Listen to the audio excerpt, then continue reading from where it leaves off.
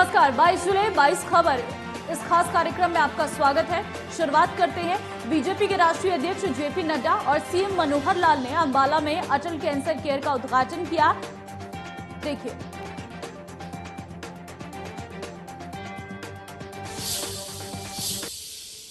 Cancer जैसी घातक बीमारी लगातार पूरे देश में लोगों का काल बन रही है। इलाज और नियमित जांच के अभाव में कैंसर से पीड़ित मरीज दम तोड़ रहे हैं। कैंसर का इलाज और जांच दोनों ही महंगी है, जिसके चलते गरीब मरीजों को इलाज और जांच दोनों ही मैसर नहीं है। लेकिन अब हरियाणा के अंबाला छावनी में अटल कैंसर केयर उद्घाटन होने से लोगों को जरूरी इलाज और जांच आसानी से उपलब्ध होगी, जिससे लोगों का जीवन भी बचेगा। अंबाला छावनी में नवनिर्मित आधुनिक सुविधाओं से लैस अटल कैंसर केयर अस्पताल का उद्घाटन बीजेपी के राष्ट्रीय अध्यक्ष जेपी नड्डा ने किया। इस दौरान जेपी नड्डा ने कहा कि इस कैंसर केयर अस्पताल का लाभ सिर्फ अंबाला वासियों को ही नहीं मिलेगा, बल्कि पूरे हरियाणा के साथ साथ उत्तर प्रदेश के लोग भी इस अस्पताल का लाभ उठा सकेंगे। नड्डा ने दावा करते हुए कहा कि अटल कैंसर केयर अस्पताल इलाज और सुविधाओं के मुकाबले में पीजीआई को भी मात देगा। इसमें मेडिकल ऑन्कोलॉजी भी है, यानी मेडिकली ट्रीट करने का भी व्यवस्था है, सर्जिकल भी है। अटल कैंसर केयर अस्पताल में पूरे उत्तर भारत का सबसे आधुनिक मॉड्यूलर ऑपरेशन थिएटर भी लगाया गया है, जिससे मरीजों को विश्व स्तरीय इलाज मिलेगा और लोगों का जीवन बचेगा। उद्घाटन के मौके पर मुख्यमंत्री मनोहर लाल ने कहा कि कैंसर का इलाज आयुष्मान भारत स्कीम के तहत करवाया जा सकेगा। साथ ही मुख्यमंत्री ने मरीजों को आर्थिक सहायता की घोषणा करते हुए कहा कि कैंसर की स्टेज 3 और 4 के मरीजों और थैलीसीमिया के मरीजों को 2500 रुपए पेंशन दी जाएगी। कैंसर का जो रोगी होता है, इलाज के लिए तो हमने सब कर दिया, लेकिन एक सीमा से आगे जब वो बीमारी कैंसर की बढ़ती है तो वो काम करने में भी सक्षम नहीं रहता है। तो मैंने विचार किया है कि जैसे हम ओल्ड एज पेंशन देते हैं, ऐसे जो स्टेज 3 और स्टेज 4 के जो कैंसर पेशेंट होंगे उनको भी हम 2500 रुपया महीना उसी प्रकार की पेंशन देंगे। अंबाला छावनी में बने अटल कैंसर केयर अस्पताल को स्वास्थ्य मंत्री अनिल विज का ड्रीम प्रोजेक्ट माना जा रहा है।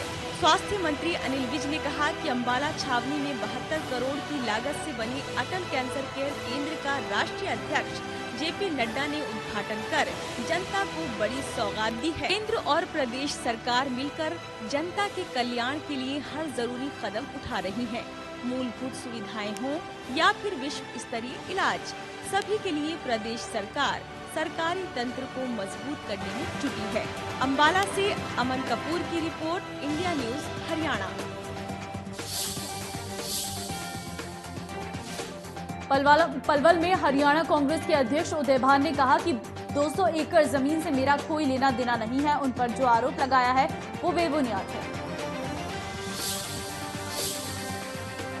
कांग्रेस के प्रदेश अध्यक्ष उदयभान पर पंचायती जमीन अपने नाम और अपने चहेतों के नाम कराने का आरोप लगाया गया है, जिसको लेकर प्रदेश के गृह मंत्री अनिल विज ने इसकी जांच जिला उपायुक्त पलवल कृष्ण कुमार को दे दी है, जिसको लेकर कांग्रेस के प्रदेश अध्यक्ष उदयभान ने भाजपा सरकार पर तीखी प्रतिक्रिया करते हुए उन्होंने कहा है कि जब से वह प्रदेश अध्यक्ष बने हैं, इससे भाजपा सरकार बौखला गई है। उन्होंने कहा कि जो अगर भाजपा सरकार ये 200 एकड़ का जो मेरे पर आरोप लगा रही है जमीन को, वो उसको 2 एकड़ जमीन दे दे और 198 एकड़ अपने नाम करा ले।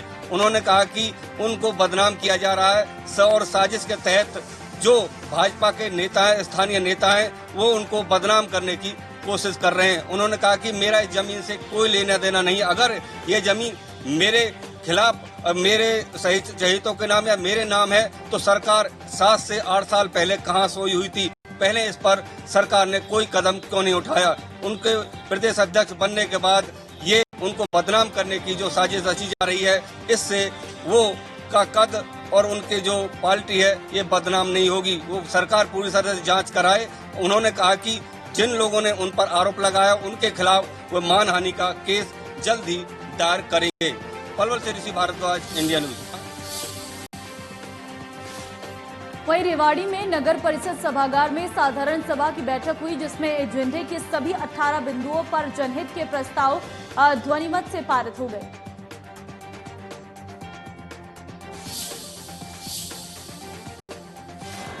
रेवाड़ी नगर परिषद यूं तो अपने कारनामों के चलते चर्चा में रहती है, लेकिन जिस तरह से सोमवार को हाउस की बैठक बुलाई गई थी, शहरी सरकार का रुख भी बदला बदला दिखा। बैठक के दौरान करीब 18 प्रस्ताव रखे गए जो कि सर्वसम्मति से पारित कर दिए गए।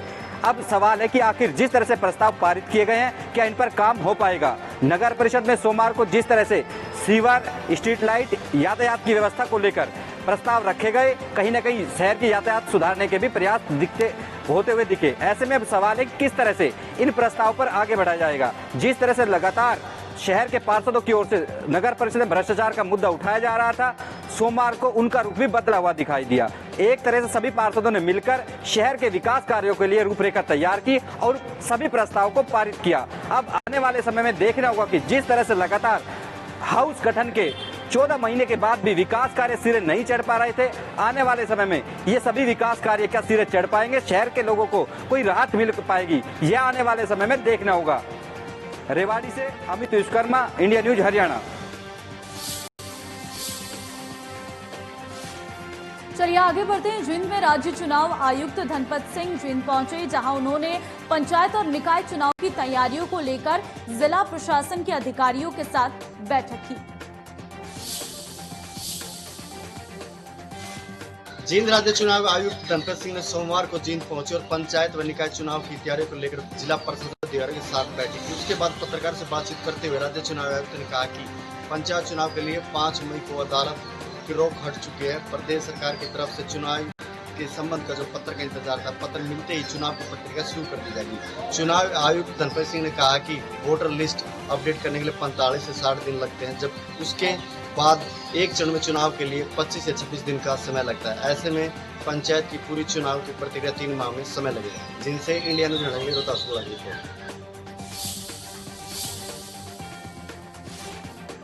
चलिए आगे बढ़ते हैं। सिरसा के हुड्डा सेक्टर 19 और 20 के लोगों ने डिप्टी सीएम दुष्यंत चौटाला से मुलाकात की। सिरसा के चौटाला हाउस में सेक्टर वासियों ने अपने पॉइंट्स पर अपने फ्लैट्स पर आई एनहेंसमेंट की समस्या डिप्टी सीएम के सामने रखी।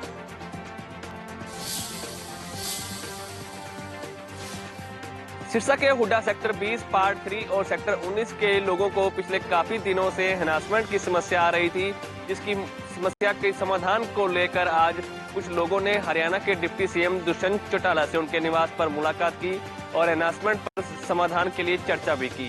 इस मौके पर दुष्यंत चौटाला ने उनको आश्वासन दिया कि जल्द ही उनकी समस्या का समाधान किया जाएगा और 13 मई को चंडीगढ़ सेक्रेटेरिएट में उनको निमंत्रण भी दिया है ताकि अधिकारियों के सामने इस समस्या को रखा जाए और तुरंत ही मौके पर समाधान भी किया जाए। आपको बता दें कि पिछले काफी सालों से सिरसा हुड्डा सेक्टर 20 पार्ट 3 और सेक्टर 19 के लोगों को हैरासमेंट की समस्या से जूझना पड़ रहा है। इसके समाधान के लिए न सिर्फ कॉलोनी वासियों ने प्रशासनिक गुहार लगाई बल्कि सरकार तक भी गुहार लगाई थी, लेकिन कोई समाधान नहीं निकला है।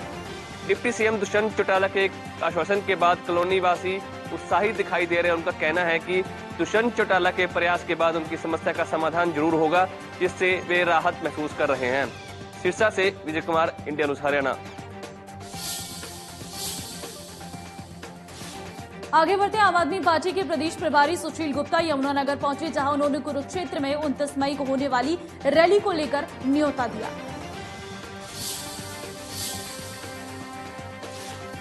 अनाज मंडी जगाधरी में संगठन मंत्री आप पार्टी का अध्यक्ष पाल द्वारा आयोजित जनसभा में बोलते हुए हरियाणा प्रभारी सुशील कुमार गुप्ता ने कहा कि 29 मई को होने वाली कुरुक्षेत्र की रैली अहम होगी।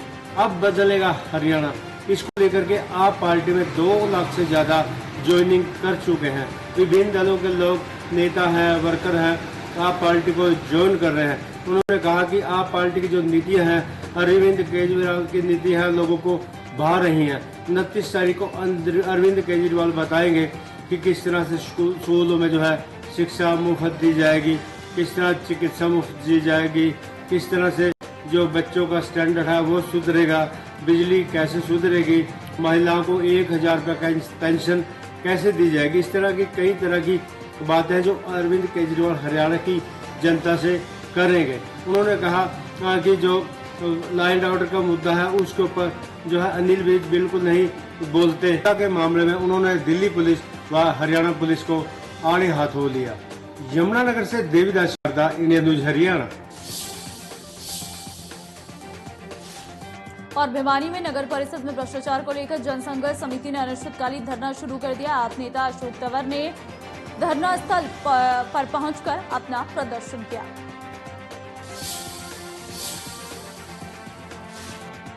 भिवानी नगर परिषद घोटाले की जांच को लेकर जनसंघर्ष समिति के द्वारा आज अनिश्चितकालीन धरना शुरू कर दिया गया।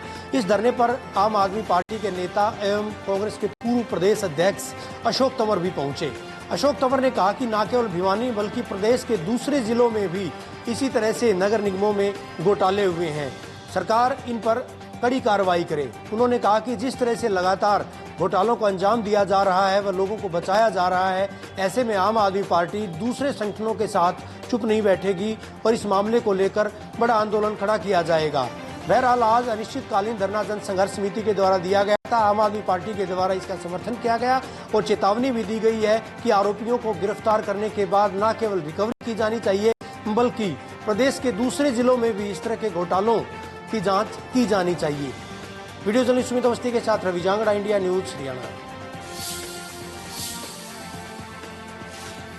और कैथल में खेतों में ट्यूबवेल कनेक्शन के लिए किसानों ने पिहोवा चौक पर विद्युत सदन का घेराव किया।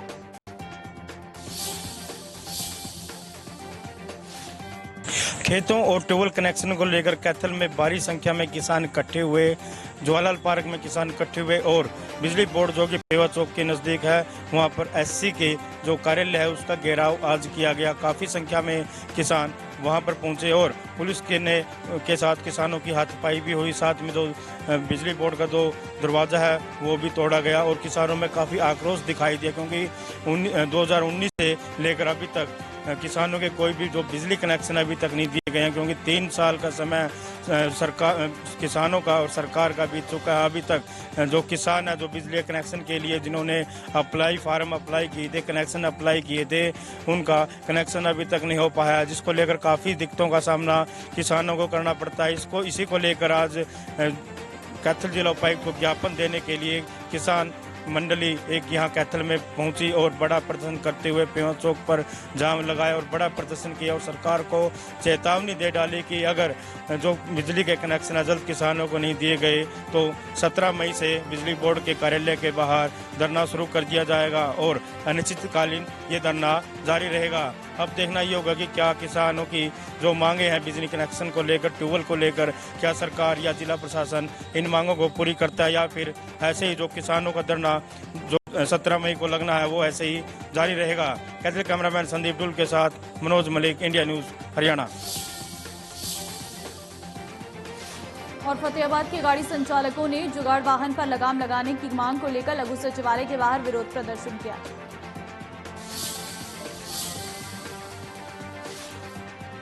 फतेहाबाद के लघु सचिवालय में आज गाड़ी चालकों ने प्रदर्शन किया।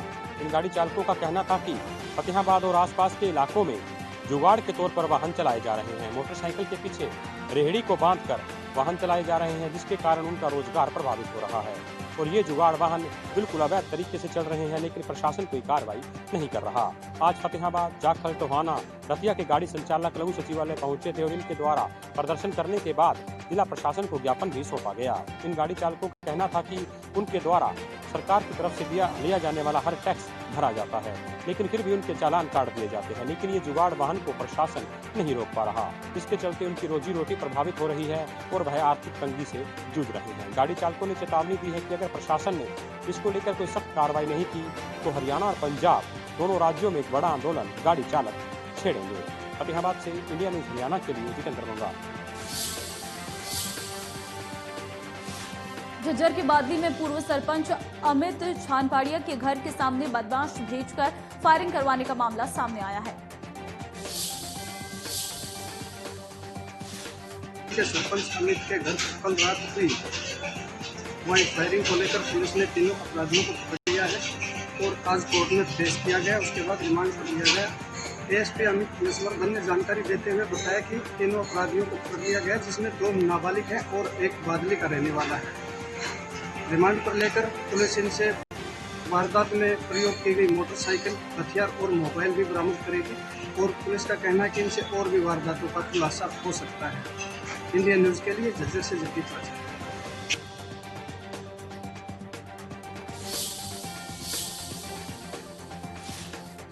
5 दिन पहले पकड़े गए बब्बर हादसे से संबंधित 4 आतंकियों ने बड़ा खुलासा किया है। दरअसल पाकिस्तान से ड्रोन के जरिए हथियारों की 3 खेप आई थी।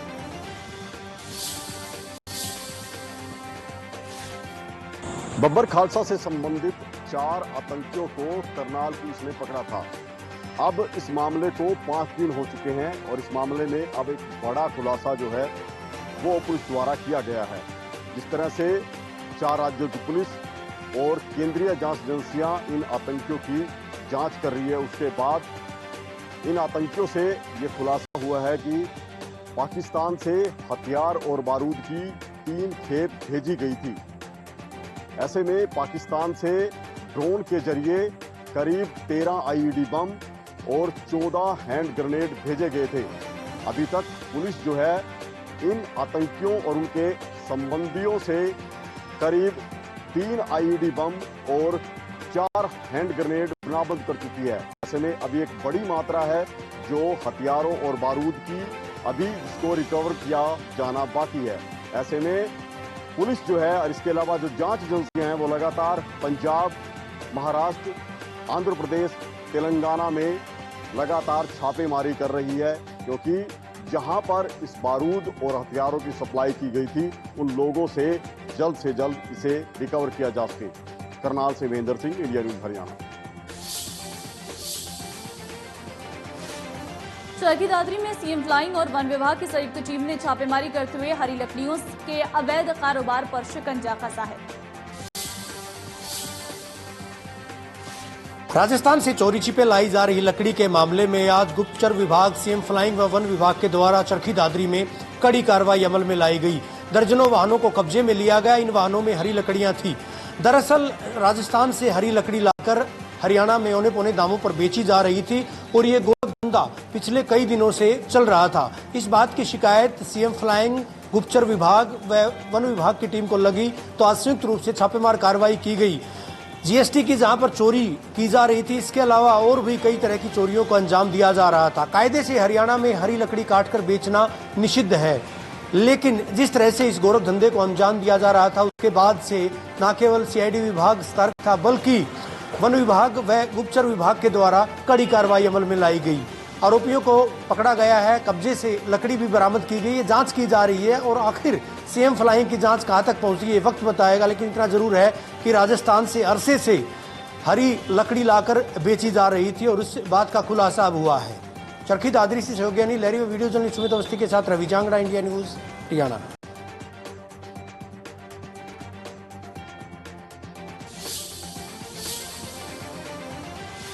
पंचकुला में गैंगस्टर्स का आतंक देखने को मिल रहा है। जेल के अंदर से ही आपराधिक वारदातों को अंजाम दे रही हैं।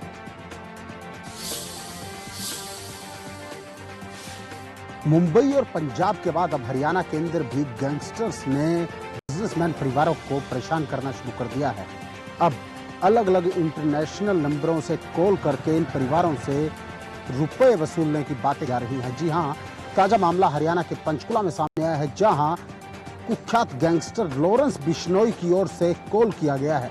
सेक्टर 21 के रहने वाले मोहित सिंगला को यह कॉल की गई है, जिसमें मोहित सिंगला को 3 बार लगातार अलग अलग इंटरनेशनल नंबरों से कॉल की गई और उसे जान से मारने की धमकी दी गई। कॉल करने वाले ने अपना नाम लॉरेंस बिश्नोई बताया। व्हाट्सएप कॉल से ये कॉल की गई और उसे कहा गया कि अगर उसने रुपए नहीं भिजवाए तो उसे जान से मार दिया जाएगा। जिसके बाद सिंगला की ओर से मामले की शिकायत पंचकुला के डीसीपी को दी गई। वहीं सेक्टर 5 पुलिस स्टेशन के अंदर मामले की एफआईआर दर्ज कर ली गई है। इस पूरे मामले के अंदर जो चौंकाने वाली बात है वो ये है कि इन गैंगस्टर्स के पास जेल के अंदर रहते हुए भी इंटरनेशनल नंबर मौजूद हैं। लॉरेंस बिश्नोई ने जिस मोबाइल नंबर से कॉल की है, हम आपको वो इंडिया न्यूज पर एक्सक्लूसिवली बता दें कि 001825414151 इस नंबर से लगातार 3 बार कॉल आई है। जिसके बाद मोहित सिंगला की शिकायत पर पुलिस ने मामला तो दर्ज कर ही लिया है, वहीं इसके साथ साथ क्राइम ब्रांच की टीम को इस मामले की इन्वेस्टिगेशन सौंप दी गई है। जिसके बाद क्राइम ब्रांच की टीम इस मामले में मोबाइल डंप या फिर मोबाइल कॉल को खंगालने में लगी है। वहीं सिंगला की पूरी डिटेल ली जा रही है कि वो कहां, कब, कैसे जाता है। अब ऐसे में देखना यह होगा कि क्या पंचकुला पुलिस राजस्थान की जेल से कुख्यात गैंगस्टर लॉरेंस बिश्नोई को हरियाणा लेकर आते हैं या फिर इस केस में नया पहलू सामने आता है। कैमरामैन कपिल नागपाल के साथ अमित शर्मा, इंडिया न्यूज हरियाणा। और चलिए फिलहाल खबरों में बस इतना ही। आप बने रहिए हमारे साथ। नमस्कार।